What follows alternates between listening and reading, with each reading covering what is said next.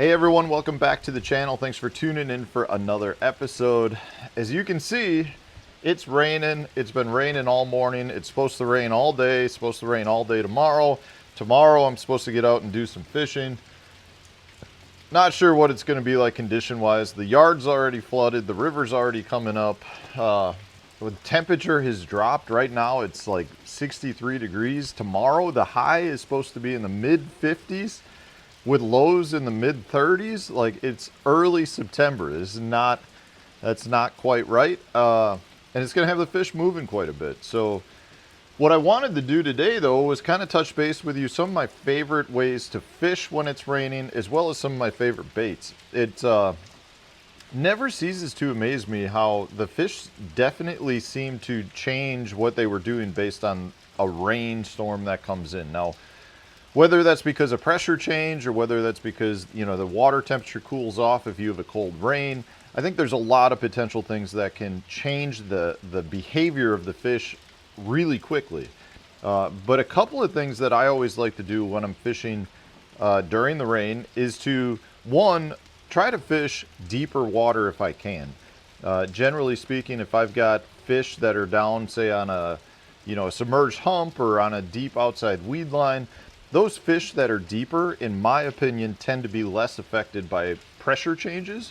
You know, they're already down at a deep level, and they just seem to stay put where they are. You know, I think a lot of times when you do get a good rainstorm that comes in, the fish tend to gravitate tighter to cover, and that cover could be the bottom in itself. It could be, you know, a good thick clump of grass. It could be tighter under docks. They just seem to pull tight to cover and are not always nearly as active. But generally speaking, if I can fish deeper, I like to do that. Now, as you guys hear the rumbling in the background, we've got lots of thunder and lightning. I do not encourage you to go sit in the middle of the lake to fish some deep offshore structure when it's raining. But if you just have a good rainstorm going on with no thunder and lightning, you can still fish a lot of that stuff. But definitely safety first. It's not worth it to get struck by lightning. It's just, I don't think anybody wants to ever have that happen. So if I can, I'm going to try to fish some deeper stuff. Another thing I'm going to look for is current. If I can find current, the current generally kind of trumps everything else. The fish will be positioned in the same places where they were, whether it's raining or not. Now, I will say, if you've had a lot of rain like we have today, that current speed can change really quickly, which can move them from one current break to another current break as that current speed increases. So you want to pay attention to that. But if I can find current related fish, that's generally a really good way to go as well, just from the standpoint of they're going to be utilizing that current regardless of whether it's raining or not.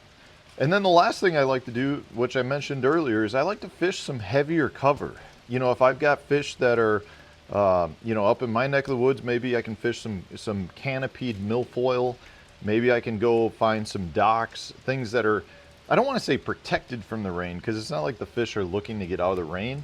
I almost feel like it's something, though, that breaks up the rain and almost gives the fish the feeling it's not raining, if that makes sense. So if you've got, you know, a bridge and the bridge is taking all the rain, everything under the bridge, you don't have the same sound, that same movement, water movement from the rain itself, because the bridge is breaking it up. Docks can do the same thing. Heavy emergent grasses can do the same. So milfoil clumps, your hydrilla clumps, big pad fields, things like that. So it's just something to keep in mind. I don't know why I just feel like I've always had good luck while it's raining in places that are somewhat protected from the rain. And then from a bait standpoint, I like to really slow down if I can. Now, having said that, one of my absolute favorite baits to use in the rain is a buzz bait, guys. Something like the Rusty Squeaker by Picasso. I like a bait that squeaks a lot, produces a lot of noise, and moves water. And I can't tell you exactly why a buzz bait is so good in the rain, but it is one of the first baits I choose to throw. It's just something I feel like a buzzbait on its own, if you've got calm conditions, is making a lot of water commotion, and that can be great for an active fish, but it doesn't always generate the strikes from fish that are inactive. I feel like when a buzzbait is coming through that water, as you have rain hitting the surface of the lake, you have commotion everywhere, and the buzzbait almost tends to really become more of a finesse bait that matches its surroundings. So from that standpoint, the fish, if they see it, they're looking for it, and they're seeing just the silhouette of your skirt or the trailer, and it just seems like you get a lot of bites. I don't know why. Of all the top waters, if it's raining, a buzzbait is by far the best one that I know of. And I can't tell you the number of guys that I know that have the slogan, if it's raining, throw a buzzbait. And it's true. So if you're not throwing a buzzbait in the rain, give it a try. But that's for your shallower fish. That's when you have targets that, you know, the fish might be holding tight to. If you're fishing deeper, that's when I love to throw a football jig. I do feel like a football jig creates that bigger profile. A lot of times you're talking about darker conditions. As you can see, it's lunchtime here right now, and it's pretty dark. So if you've got fish that are down 25 feet, you're going to have low light conditions. And from that standpoint, a jig, bigger profile, moving more water, tends to get really good bites for me. So I really do like throwing a jig. This is the Warthead, another Picasso bait that I've had a lot of good luck on this year. Definitely a cool design. And then the other one I like to throw, especially if I'm in smallmouth country, is this guy right here. That's the Max Scent, the Berkley Max Scent tube. This is the little 2.5 inch size, just their little green pumpkin Max Scent tube, but I really do like to throw it, and I fish it pretty similar again as to a football jig. I'm just dragging it on the bottom.